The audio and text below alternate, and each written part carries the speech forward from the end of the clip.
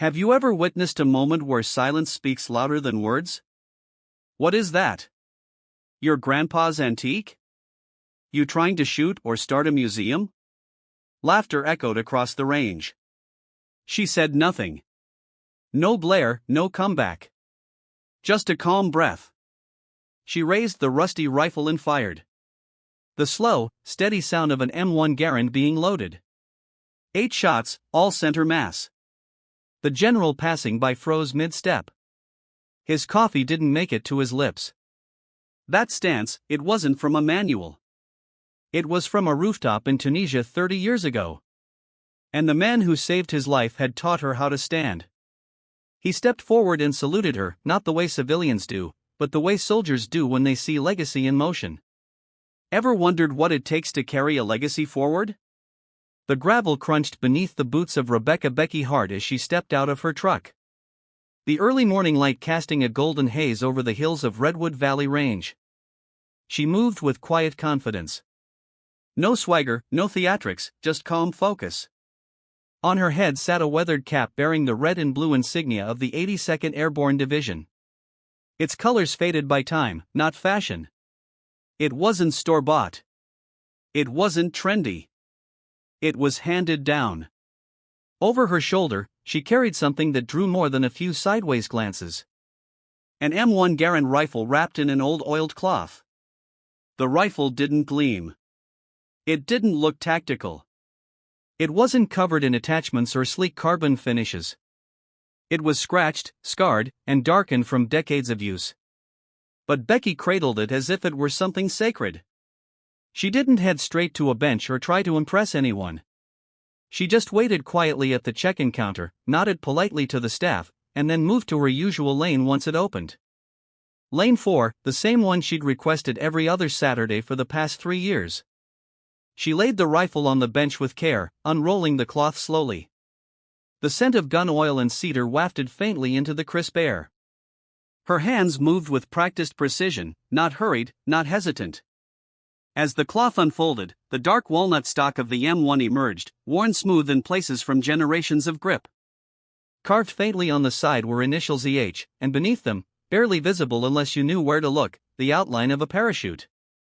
Her grandfather, Sergeant Edward Hart, had carried this very rifle through Europe in the final year of World War II and later in Korea.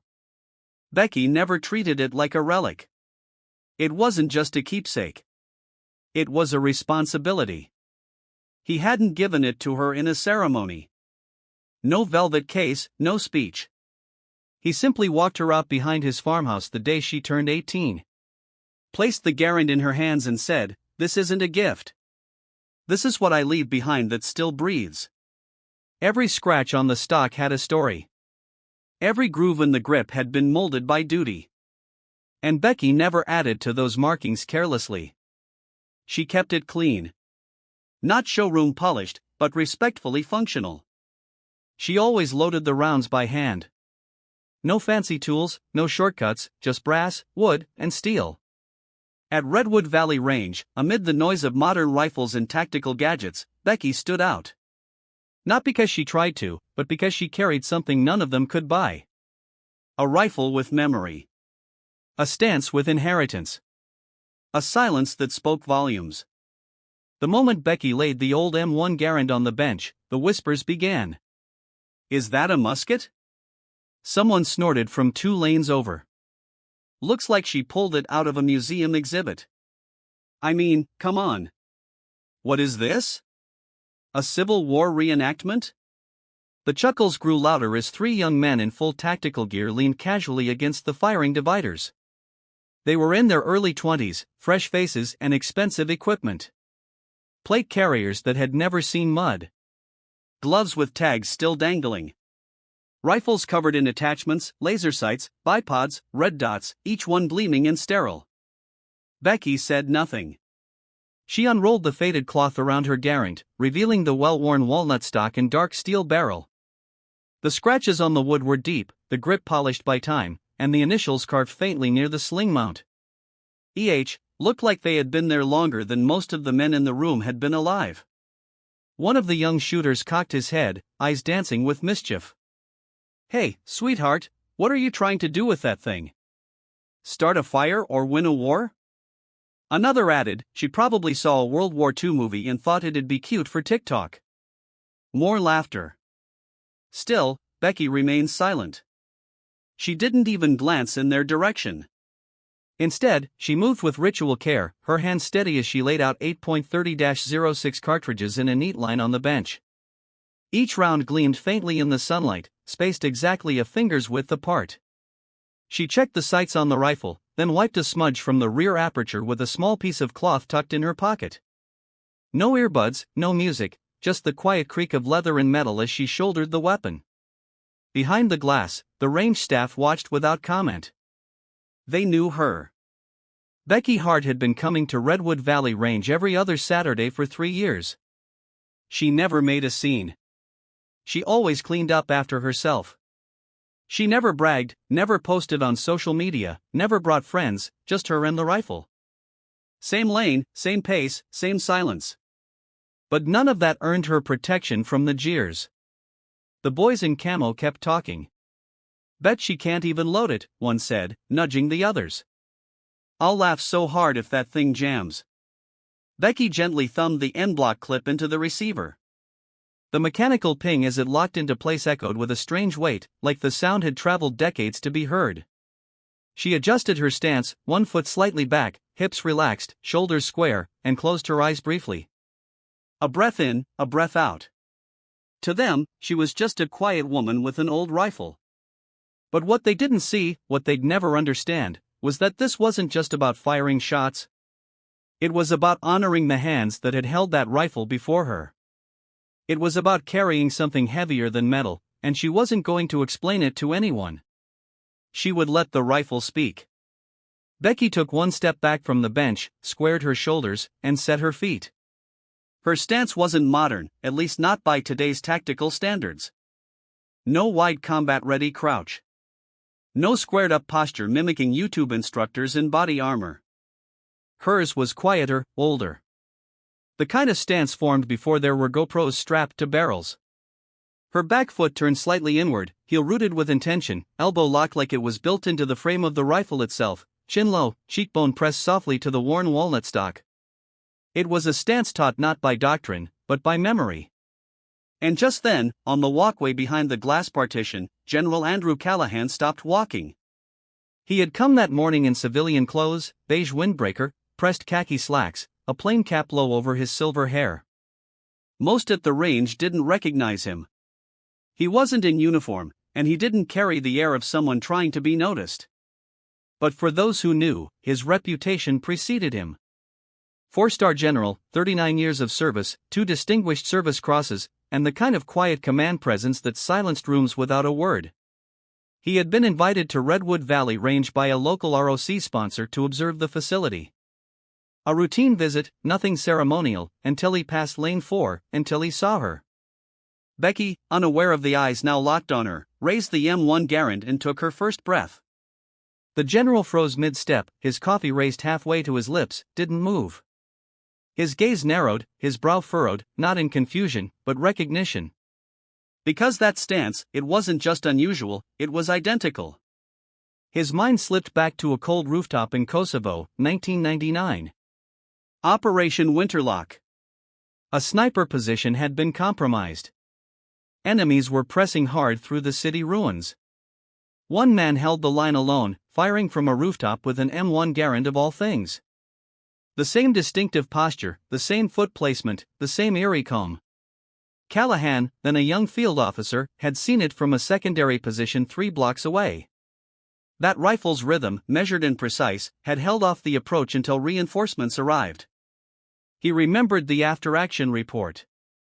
Sergeant Edward Hart, 82nd Airborne, 12 confirmed hits, 1 fractured collarbone, refused extraction until the building was clear. That name had stayed with him. That stance had stayed with him. And now here it was again, 30 years later on an American range, wrapped in denim and humility. The general lowered his cup slowly, eyes locked on Becky like he was staring at a ghost. Not the ghost of her, but of the man who once stood in that exact same position with that exact same steel in his bones. There are some things time doesn't erase, and posture, true earned posture, is one of them. The silence on the range held for one breath longer than usual. Then came the first shot. Crack! The M1 Garand barked like something alive. Not mechanical, not digital. It didn't click or whine like modern rifles. It spoke. And when it spoke, it didn't ask for attention. It demanded it. The first round punched through the target at 50 yards dead center. A heartbeat later, the second followed. Just left of the first, then the third, then fourth. By the fifth shot, the group of young men who had laughed earlier had gone quiet. Two of them leaned forward now, heads tilted as if trying to understand what they were seeing. The laughter had vanished. What replaced it was something slower, heavier. Recognition wrapped in disbelief. The cadence of her shooting wasn't aggressive. It wasn't even fast, but it was flawless. Smooth transitions between breaths.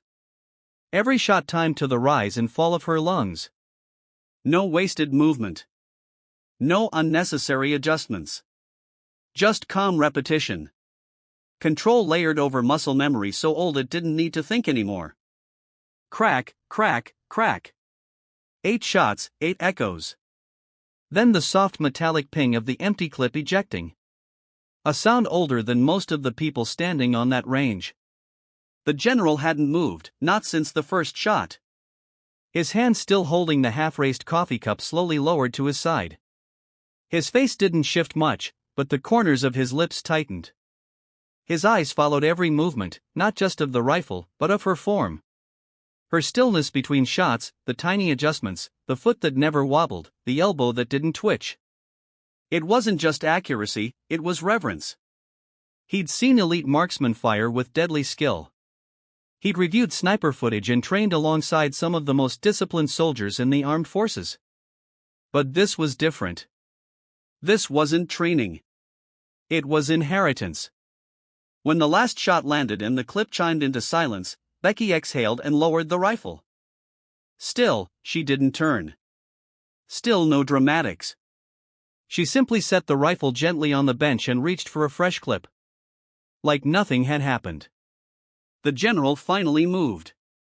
He stepped forward slowly, deliberately, like a man approaching a memorial, not a shooter. Conversations around the range dimmed. People sensed the shift in atmosphere. Staff behind the counter straightened. Even those who hadn't been watching looked up now, drawn to something they didn't yet understand. Becky noticed the movement at her periphery, but didn't flinch. She loaded the next clip with the same silent grace. "Excuse me," came a voice, calm, gravel-lined, unmistakably authoritative. "Name?" Becky turned, not startled, just curious. "Becky Hart," she replied, brushing a lock of hair behind her ear. "Why?" The general stepped closer now, just a few feet away. His eyes searched hers, not harshly, but deeply. "Your grandfather, Edward Hart?" he asked. She nodded, unsure of where this was going. The general's voice dropped lower, the trace of memory thick in his words. "I've seen that stance once before," he said. 30 years ago. Kosovo, rooftop. He held the line for hours. We thought he was done. But he wasn't. He never missed. He paused, taking in the sight of her, calm, composed, still standing exactly as the man he once owed his life to. And for the first time in years, he felt the weight of something deeper than service. He saw legacy. The general stood still for a moment longer, as if confirming to himself that he wasn't mistaken, that the years hadn't warped the memory. Then, with the unmistakable authority of a man who had spent a lifetime giving orders without needing to raise his voice, he asked simply, "Name?" His tone cut through the soft hum of conversations on the range. It wasn't loud, but it was sharp. Everyone nearby turned toward the source. Even the laughing young men grew quiet, eyes shifting between the general and the woman they had mocked just minutes earlier. Becky looked up from the bench. There was no fear in her eyes, just quiet curiosity. "Becky Hart," she said, brushing a smudge off the rifle's upper handguard. "Why?" He took a step closer, the toes of his boot stopping just shy of the edge of her lane. His expression softened, but his eyes held something far heavier. Recognition? Your grandfather. What was his name? She straightened slightly, unsure why this man, the stranger, was asking, but she answered anyway. Edward Hart, Sergeant, 82nd Airborne, retired in '92. He passed away a few years ago. The general's breath caught. Edward Hart, Kosovo, 1999. Rooftop. Snow blowing sideways through a broken skyline. A squad pinned down. A young officer radioed to his ear told command that the fallback route had collapsed. And then a report from a nearby roof. A lone Garand cracking through the chaos. Precise. Unrelenting, it held back a flank long enough for extraction. 12 confirmed hits, 1 broken collarbone, and the last man off the roof had refused morphine until every round had been accounted for. The general's voice dropped to a whisper. Your grandfather saved my life. Becky blinked. He never told me names, just that he did what needed doing. He nodded. That sounds like him. And then, without warning, he turned to the range. The crowd had grown. Other shooters, instructors, staff, even the young men who had jeered now standing silent, eyes fixed on the unfolding scene. You're looking at legacy, the general said aloud. His voice wasn't raised, but it didn't need to be. That rifle doesn't just shoot. It remembers. It remembers the hands that carried it through cities no one can pronounce. It remembers the weight of silence between shots. It remembers discipline, patience, purpose. So to some, he gestured to Becky. Not dramatically, not to embarrass her, but with reverence. This stance, this form, I've only seen it once before. It's not in any manual. It wasn't taught in any boot camp. It came from experience passed down through blood. The range was utterly still. The young man in camo, the one who had mocked her the loudest, stood now with his arms folded, his jaw tight, shame coloring his face. Becky said nothing. She didn't gloat. She didn't even smile. She just stood as she had before, quiet, composed, steady. The general turned back to her, his expression solemn. May I? She understood before he finished asking. She nodded and gently handed the rifle to him. He took it in his hands like holding a memory, and ran his fingers over the wood. His thumb passed over the faded initials carved near the sling mount. He inhaled slowly, as if breathing in history itself. Then he stepped back and gave her a salute. Not casual, not polite.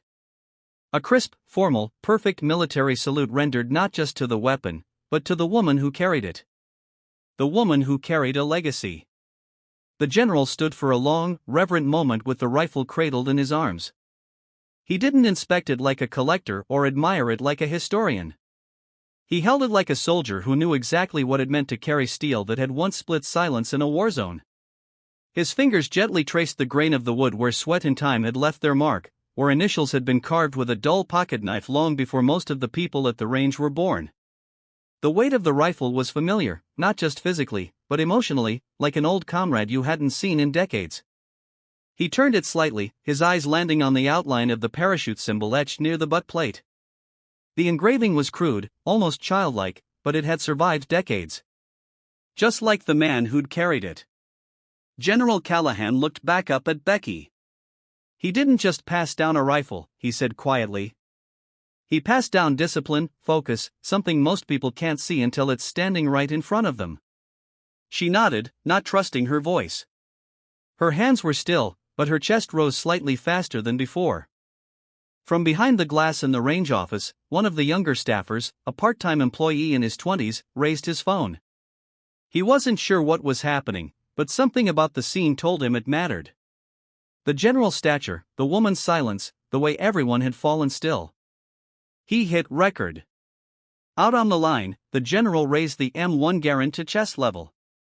Then slowly, he brought his right hand to his brow and delivered a perfect military salute. Not a gesture of recognition, not one of politeness, but a salute rendered with precision and meaning, directed at both the rifle and the woman who now carried its story forward. Gasps were audible, not dramatic, not loud, just soft intakes of breath from those witnessing something sacred in the most unexpected place. A Saturday morning at a public firing range. Becky's lips parted slightly, but she said nothing. She stood motionless, her expression holding, but her fingers curled tighter against her thigh. When the general stepped forward and offered the rifle back to her, she reached for it with both hands, their fingers brushed. And though the weapon had been passed from one soldier to another countless times before, this handoff was different. The steel was cold, but the warmth in his eyes was unmistakable. "Thank you," she said, barely above a whisper. He gave her a small nod, then took one step back. Becky held the rifle to her chest, not like a weapon, but like a memory. Her grip was firm, but her arms trembled slightly as the weight returned to her. Not from fear, not even from pride, from gravity. Emotional gravity. All around them, no one moved. Even the men who had laughed before now stood awkwardly behind the line, silent, hands in their pockets, unsure what to do with themselves. The young man with the phone lowered it, blinking hard, realizing too late that he hadn't captured just a cool moment. He had documented a turning point. Within an hour, the video would be posted to the range's modest social media page. Within 12, it would be everywhere. But in that moment, before any clicks, shares, or headlines, there was just the rifle, the hands that carried it, and the silence that had finally learned to listen. By Sunday evening, the video had already made the rounds in a few niche veteran forums. At first, it had no title, just a shaky handheld clip taken by a young range employee with no music, no edits. The caption was simple. "She didn't flinch, but he saluted." What caught attention wasn't the rifle or even the general. It was the stillness, the silence, the way a hardened four-star general had stood at full attention and saluted a civilian woman without fanfare, without words, and the way she'd received it without so much as a smile. Veterans recognized something unspoken. Within 24 hours, it spread like fire through military subreddits, Facebook groups, and veteran communities. People commented in all caps. Others just posted their service branch and years served as if to say, "I saw it, too. I understand." Someone found her name in the video's comments. Someone else dug up the general's service record. Then came the blogs. Then came the headlines. "She didn't inherit rank, she inherited fire. Legacy reloaded. The woman who fired a memory. One stance, 2 wars apart." A retired Marine sniper wrote, "I've seen thousands of shooters, but what I saw in her posture, that's ancestral. That's war in the blood." The range staff gave a statement. "We don't chase clicks, but this one found us. What you saw wasn't a performance. It was reverence, and we're proud to have witnessed it." Becky didn't speak to the media. She didn't open a TikTok. She didn't sign anything. She just kept coming to the range. Same lane, same rifle, same silence. But one letter did find its way to her mailbox, handwritten in shaky penmanship. The return address scribbled on the back of a cheap envelope. It was from the young man who had mocked her that morning. His name was Tyler Ree, 24, a weekend shooter, loud, confident until that day. His letter didn't try to defend his behavior. He didn't mention his gear or his kill streaks on digital games. He just got honest. "Ma'am, I didn't know who you were. But worse than that, I didn't think I had anything to learn. My grandfather served in Korea. He had a box in his garage labeled old stuff. I never opened it. After what I saw that day, I did. There was a rifle cleaning kit, a folded flag, and a letter to my dad I never knew existed. I read it all. For the first time in my life, I asked my grandmother about him. Turns out he was a lot like you. Quiet, didn't talk much. But now I think I understand why. Thank you for not answering us that day. Thank you for letting the rifle speak. And thank you for reminding me that respect isn't a noise. It's a posture." Becky didn't write him back. She didn't need to. Instead, weeks later, she left a note for him at the front counter. Simple, direct. Sunday, 10 a.m., Lane 7. Bring that rifle from the garage. Let's see how it breathes. The staff knew not to ask questions, and Tyler showed up. Because sometimes redemption doesn't come with punishment. It comes with permission to grow. The invitation came in a plain manila envelope. No email, no PR agency, just a letter with a Fort Benning return address and a handwritten note from a commanding officer who had seen the video and recognized something that couldn't be taught. Becky Hart didn't know what to make of it at first. She wasn't a speaker. She wasn't trained in public engagement, and she certainly didn't see herself as a symbol. But the letter was personal, not performative. It didn't ask her to give a speech about being a woman in a man's space. It didn't want her to talk about breaking barriers. It asked her to talk about something far more specific. Come teach them how to stand, not how to shoot. They've got instructors for that. Teach them what you know, the part that doesn't come in manuals. So she went. Fort Benning, Georgia, the very heart of infantry training. Home to thousands of boots on gravel and echoes of drill sergeants. She wore no uniform, just jeans, boots, and the 82nd Airborne cap that once belonged to her grandfather. The auditorium was full, mostly new recruits. Some seasoned drill instructors leaned against the back wall with crossed arms, curious more than skeptical. Becky didn't pace the stage. She didn't deliver a monologue. She walked quietly to the front, set her M1 Garand down gently on a table, and rested her hands on either side. I'm not here to show you how to shoot, she began. I'm here to talk about how you carry what you've been given.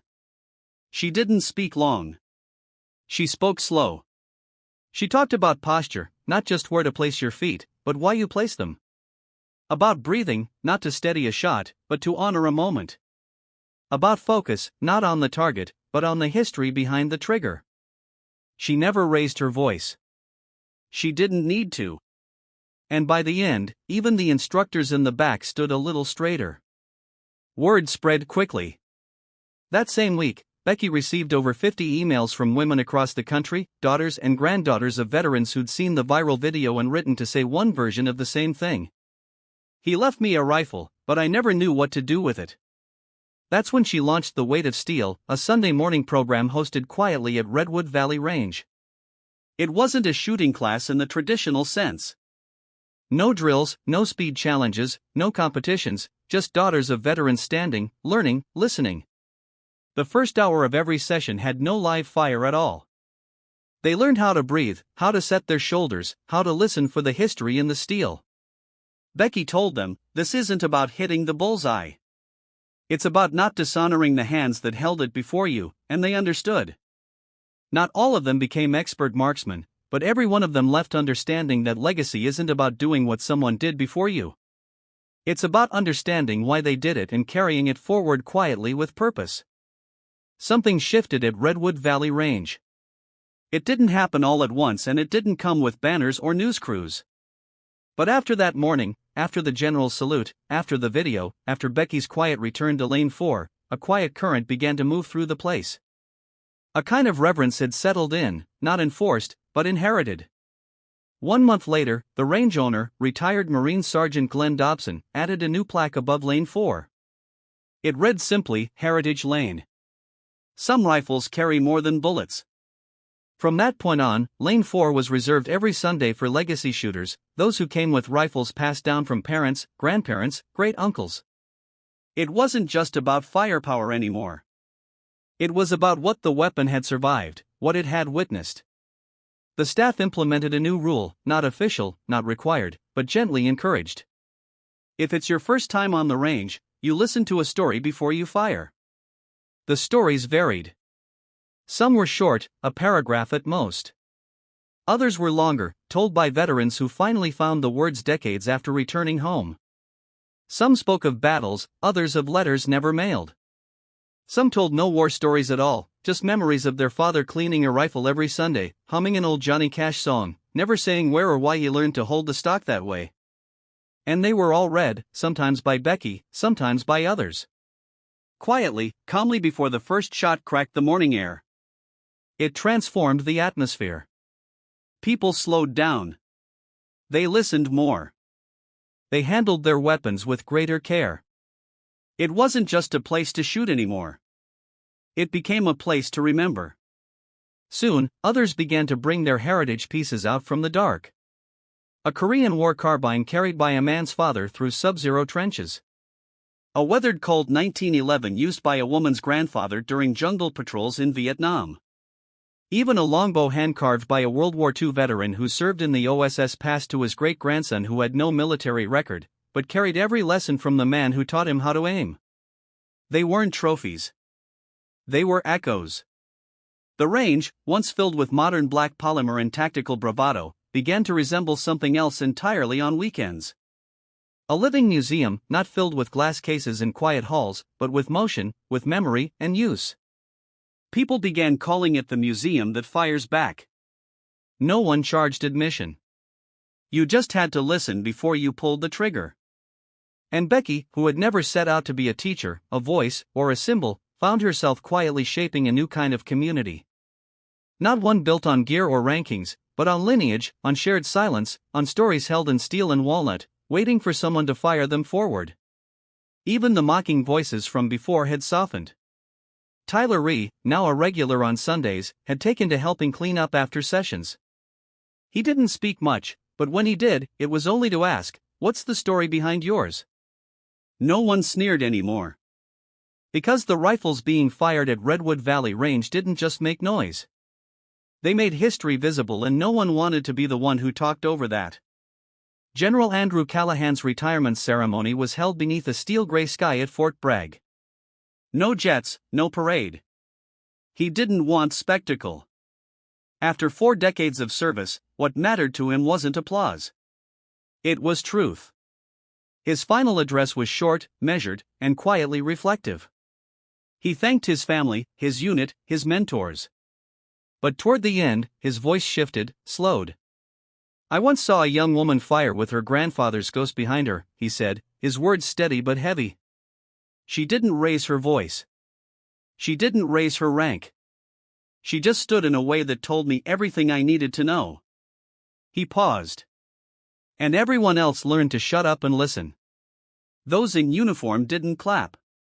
They didn't need to. They understood. Back at Redwood Valley Range, the world moved on. But Becky didn't. Every Sunday morning, rain or shine, she returned to Lane 4. She didn't bring an entourage, no speeches, no cameras, just her M1 Garand wrapped in its oiled cloth, a pouch of brass rounds, and a quiet routine honed not for performance, but for remembrance. Same stance. Same breath. Same rhythm. The rifle still spoke. Crack, crack, crack. Each shot was placed deliberately, not just aimed, but considered. To the casual observer, it might look like a woman practicing. But those who had stood beside her knew better. She wasn't practicing. She was preserving. Preserving a rhythm born on rooftops, in frozen forests, in jungles and fields, passed from shoulder to shoulder across generations. Her foot placement wasn't technique, it was inheritance.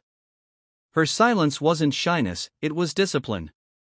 And the sound of the M1 Garand, it wasn't just fire, it was memory. The ping of the clip ejecting didn't just signal an empty chamber.